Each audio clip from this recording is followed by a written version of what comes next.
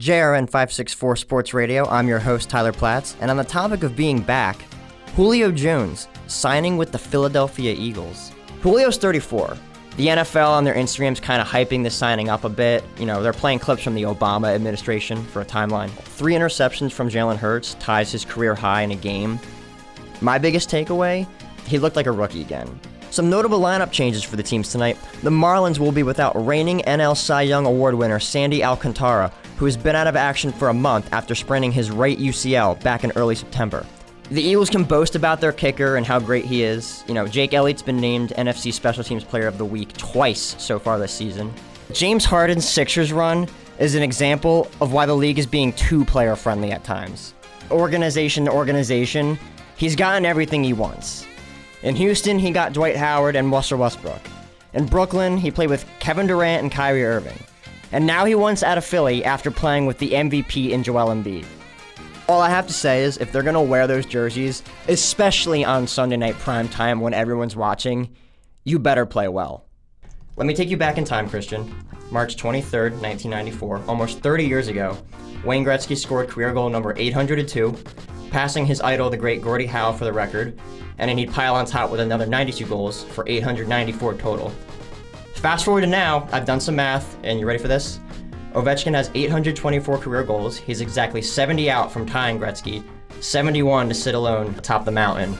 Jake the Make, evidently not a make though, as he missed a field goal against the Jets that could have given the Eagles some crucial points in what ended up as a loss. But you have to put a little asterisk on it being the Cardinals, who are widely regarded as the worst team this season. The guy just isn't Philly.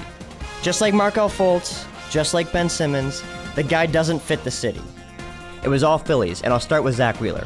He was sensational, striking out 8 players and had the Marlins searching for answers at the plate early on.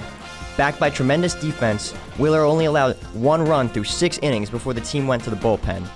Tyler Platz, Christian LaMonica, JRN 564 Radio. Now, Gretzky's made it very known in interviews inside the NHL on TNT that he believes Ovechkin breaking his goal record is good for the game.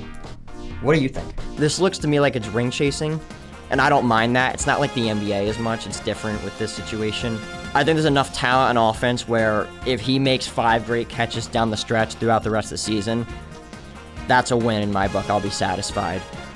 Third base's coach's signal, be damned, as Harper ran right by Dusty Wathan's signal to stop at third en route to an insurance run for the Phillies late in the game to bring the score to 4-1. Just look across the street, how buttoned up, tight-knit, and hard-working the Eagles are. I think they call it dog mentality. You don't see these things in that building. This would never happen in that building. There's accountability. Yet the Sixers want to put up with this nonsense. No home runs for either team in Game 1, which may surprise listeners, as Philadelphia finished top 10 in that stat as a team, and has names in the lineup such as Harper, Schwarber, and Castellanos.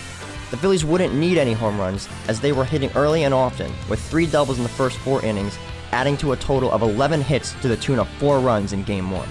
Nicholas Backstrom's absence. He's stepping away from the game due to health reasons. It was announced by the Capitals yesterday. He set up Ovi the most of any teammate ever with 276 assists. Do you think this will have any impact on Ovechkin's production? Saquon. My opinion's always been that was a reach to take him at number 2. And especially with the recent running back market, I think it's an extreme reach. You can get 80% of what Saquon is in the 3rd round. Out 3 weeks with ankle sprain. How are you feeling about Saquon with his contract? Teams like this, going into the season with all these headlines and the drama surrounding the team, yeah, they typically don't win.